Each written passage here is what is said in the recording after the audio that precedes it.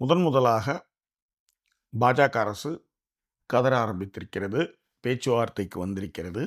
இதற்கு முன்பாக இந்த கடந்த 15 ஆண்டுகால மோடி ஆட்சியில் இந்த மாதிரியான கதறல்களை டெல்லியும் பார்த்ததில்லை, இந்தியாவும் பார்த்ததில்லை. இதற்கு முன்பாக நடந்த நிறைய போராட்டங்களை நீர்த்து போக செய்திருக்கிறது. அல்லது அதற்கு ஜவஹர்லால் நேருவை காரணமாக்குவாங்க, காங்கிரஸை காரணமாக்குவாங்க, எதிர்கட்சிகளின் சதின்னுவாங்க, பாகிஸ்தான் சதி அப்படின்வாங்க.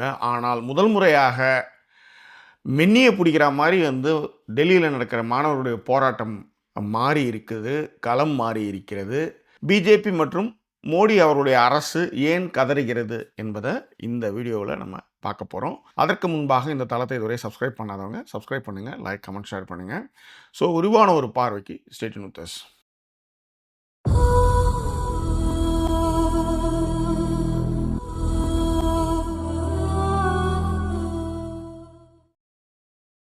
மாணவர்கள் போராட்டம் ஜந்தர் மந்தரை கலங்கடித்து கொண்டிருக்கின்றது.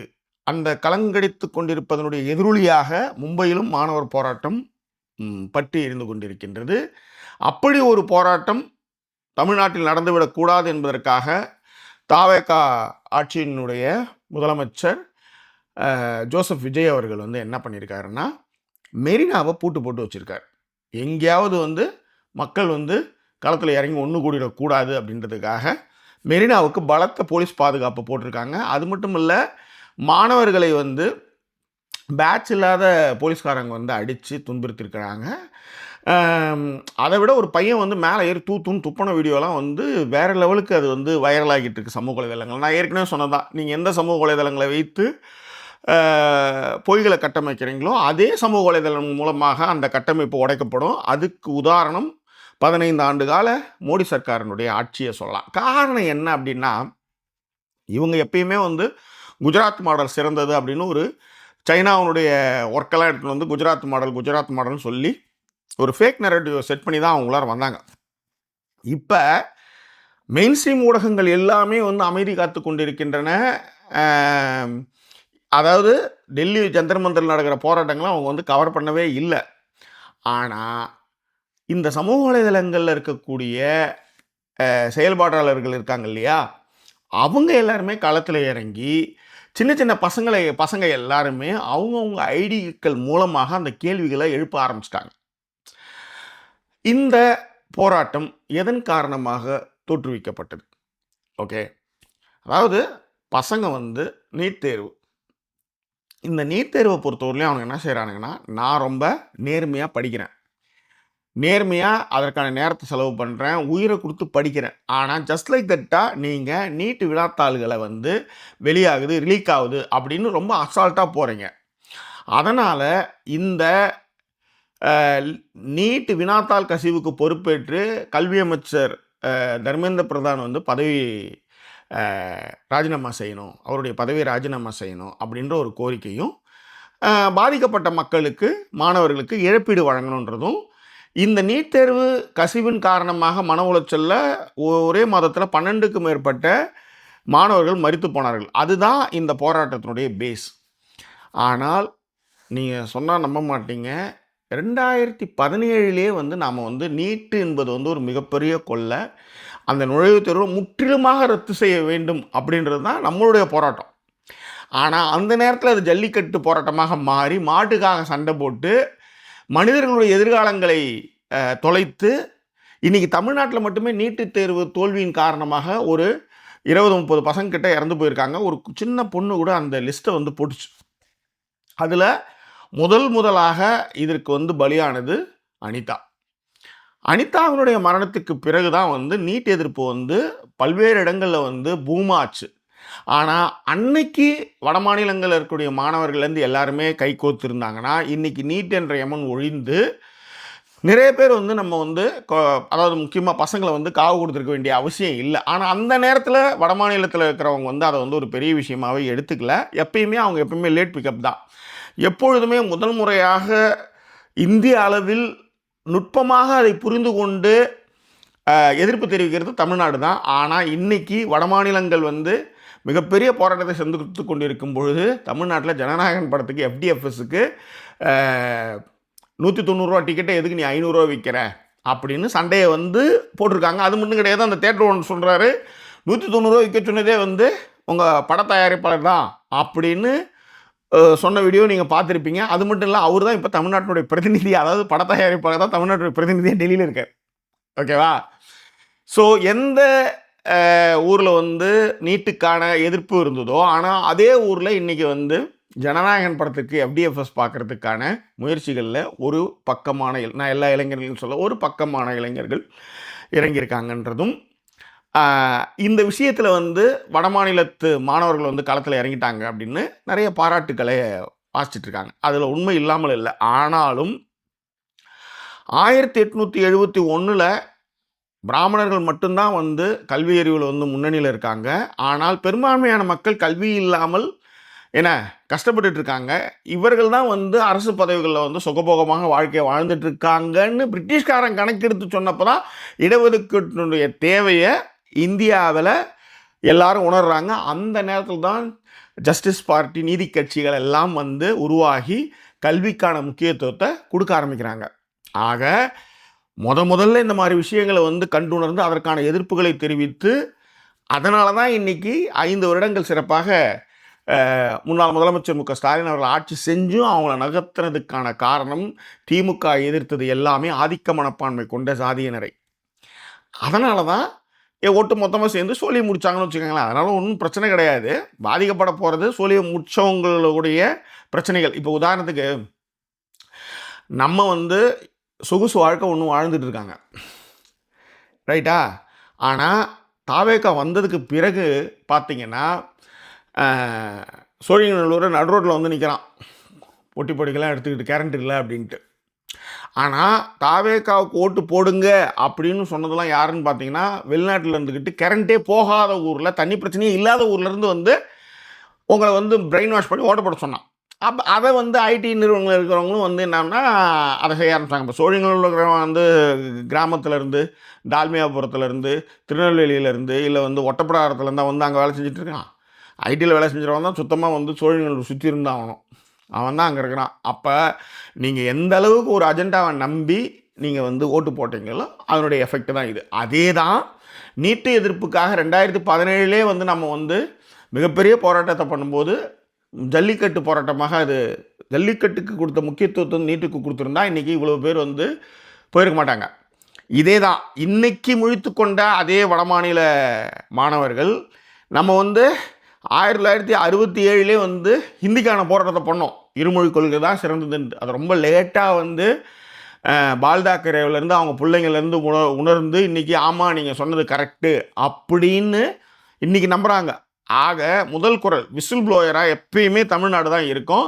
இப்போ அதற்கான ஒரு திருஷ்டி போட்டால் நடந்திருக்கிறது தான் இந்த ஜனநாயகன் பட FDFSம் அங்கே வந்து மாணவர்கள் வந்து இறங்கியிருக்கிறதும். ஓகேவா? ஸோ இப்போ நாம் எப்பயுமே முன்னாடி குரல் கொடுக்கும்போது அவங்க வந்துருந்தாங்கன்னா இன்றைக்கி அது முடிஞ்சிருக்குன்றது ஒன்று. ரெண்டாவது, இந்த மாணவர்களை முதன்முறையாக இப்படியான ஒரு எழுச்சியை, இப்படியான ஒரு கூட்டத்தை நான் பார்த்ததே இல்லை. ஜல்லிக்கட்டு போராட்டம் நடந்தபொழுது நான் சொன்னது அதுதான். இத்தனை ஆண்டு காலமாக தமிழ்நாட்டில் போராட்டம்னு ஒன்று இல்லவே இல்லை. ஜல்லிக்கட்டில் எனக்கு உடன்பாடே கிடையாது.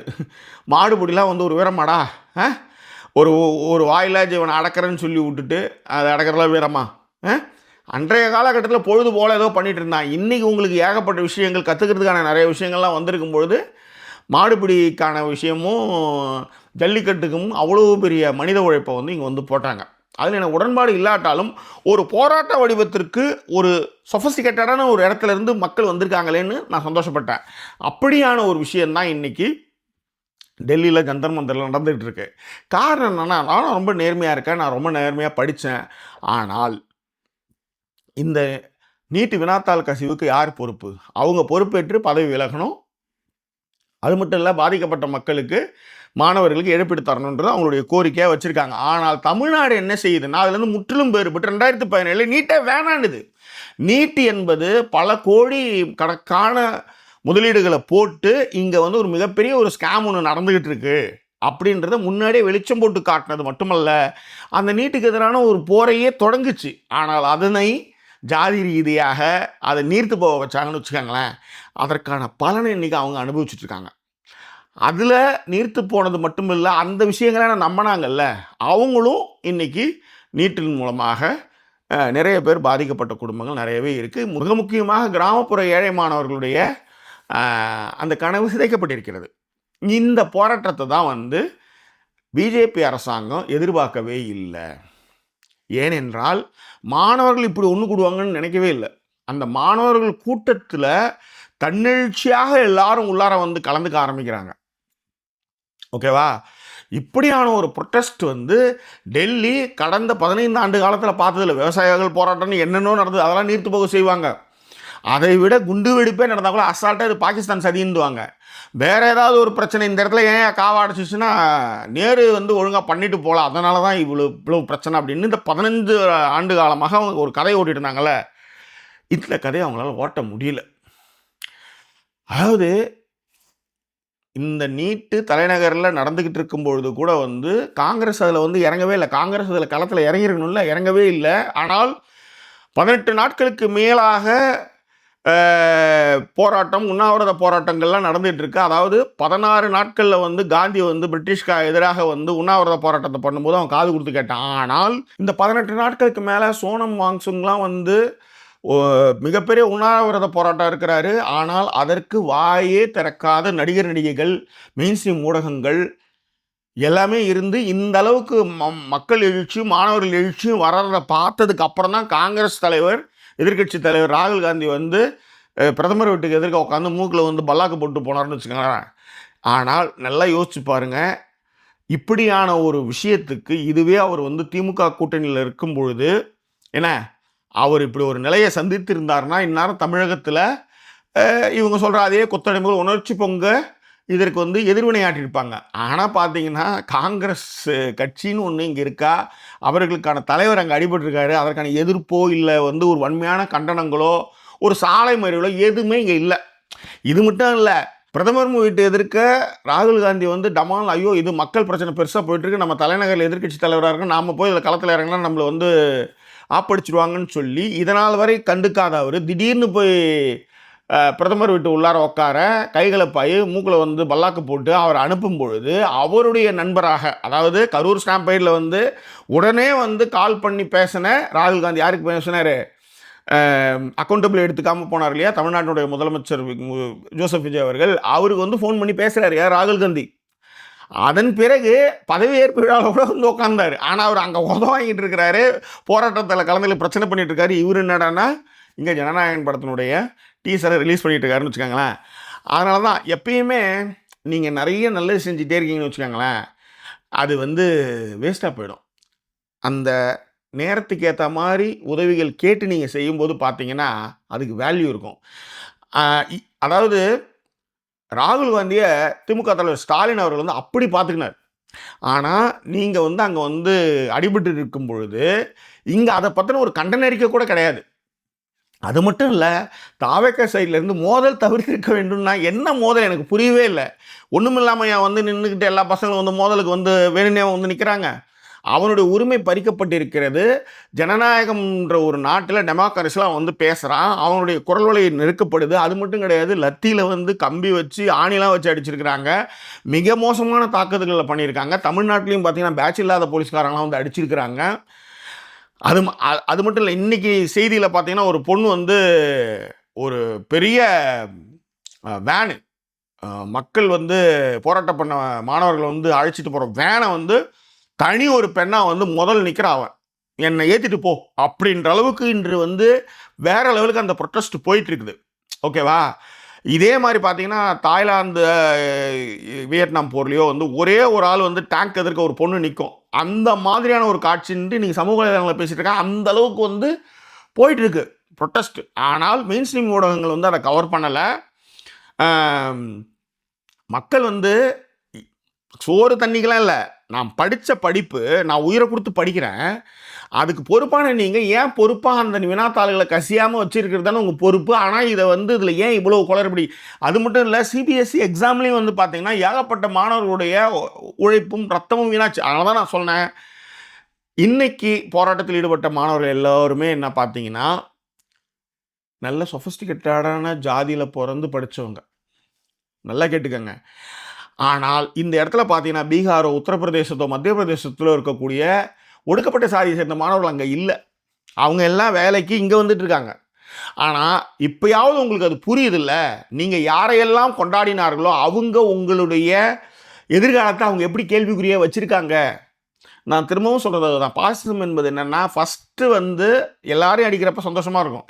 அது பூமாரங்க அவங்களை திரும்பி தாக்கும். அப்படியான தாக்குதல்களை தான் இன்றைக்கு மருத்துவக் கல்லூரி படிப்புகளுக்காக நேரத்தை செலவிட்ட மாணவ மாணவிகளுடைய உயிர் பறித்ததோடு மட்டுமல்லாமல் அதை பற்றின எந்த கவலையுமே இல்லாமல் இருக்கிறதுனால தான் இந்த போராட்டம் வெகுண்டெழுந்திருக்கிறது. முதல் முறையாக 15 ஆண்டுகளுக்கு பிறகு 15 ஆண்டுகளில் முதன்முறையாக பிஜேபி வந்து பேச்சுவார்த்தை வருது. ஒரு போராட்டம் யார் மேலேயும் பழி போடலை, பழி போட முடியல. ஓகேவா? நேரு மேலே பழி போட முடியல, பாகிஸ்தான் சதின்னு பழி போட முடியல, எதையுமே பழி போட முடியாமல் அவங்க தவிச்சிட்டு இருக்காங்க. அதுதான் பிரச்சனை.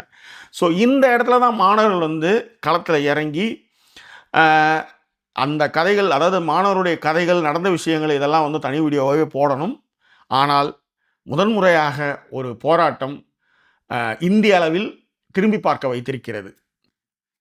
2 இடத்துல வந்து பிஜேபி வந்து நிலைகுலைந்து போனார்கள். ஒன்று தமிழ்நாடு அதை செஞ்சுது, இன்னொன்று இப்போ மாணவர்கள் செய்கிறாங்க. அது என்ன அப்படின்றத நம்ம இன்னொரு வீடியோவில் நம்ம அதை பேசுவோம். இது குறித்தான உங்கள் கருத்துக்களை பின்னூட்டங்களில் தெரியப்படுத்துங்க. முக்கியமாக ஒரே ஒரு விஷயம் தான் நான் சொல்லுவேன். வேறு லஞ்ச லாவண்யம் இதெல்லாம் நான் பேசவே இல்லை. ஒரு பையன் உயிரை கொடுத்து தன்னுடைய உழைப்பை போட்டு படிக்கிறான். அதை சரியாக செய்ய வேண்டிய ஒரு நிர்வாகம், ஒரு கல்வி அமைச்சகம் இந்திய அளவில் அதில் வந்து வினாத்தாள்களை தொடர்ந்து கசிய விட்டுக்கிட்டே இருக்குன்னா அப்புறம் நீங்கள் எதுக்கு அதை நீங்கள் பண்ணுறீங்க அப்படின்றது தான் இன்றைக்கி மாணவருடைய நியாயமான போராட்டம். இந்த நியாயமான போராட்டத்துக்கு கூட பிரகாஷ்ராஜ் இன்னும் ஒரு சிலரை தவிர்த்து பார்த்தீங்கன்னா எனக்கு தெரிஞ்சு இதுக்கு வந்து செவிசாய்க்கவே இல்லை அப்படின்றதும், இப்பொழுது கட்சி கொடி அறிமுகப்படுத்திய தனுஷ் கூட இதுக்கு வந்து பெருசாக வந்து எந்த ஒரு ஆதரவான விஷயங்களையும் செய்யவே இல்லைன்றது மிகப்பெரிய வருத்தத்திற்குரிய விஷயம். ஸோ இந்த மாதிரியான ஒரு விஷயத்தில் தமிழ்நாடு வந்து ஜனநாயகன் படத்திற்கு வந்து எஃப்டிஎஃப்எஸ்க்கு அடிச்சுக்கிறதும், அது மட்டும் இல்லை அவங்க சைடு ஐடிவிங்களை வந்து மோதல் தவிர்த்திருக்க வேண்டும்னா என்ன மோதல், எதற்கான மோதல், யாரை மோதல் பண்ணாங்க, இந்த கேலி குத்தெல்லாம் நம்ம பார்க்கணுன்னு இருக்குது. எனிவே இது குறித்தான உங்கள் கருத்துக்களை பின்னூட்டங்களை தெரியப்படுத்துங்க. மீண்டும் வேறொரு எபிசோடில் நான் உங்களை சந்திக்கிறேன். அதுவரை நன்றிக்குரிய விடைபெறுவது உங்கள் ஜாக்கி சேகர். நன்றி, வணக்கம்.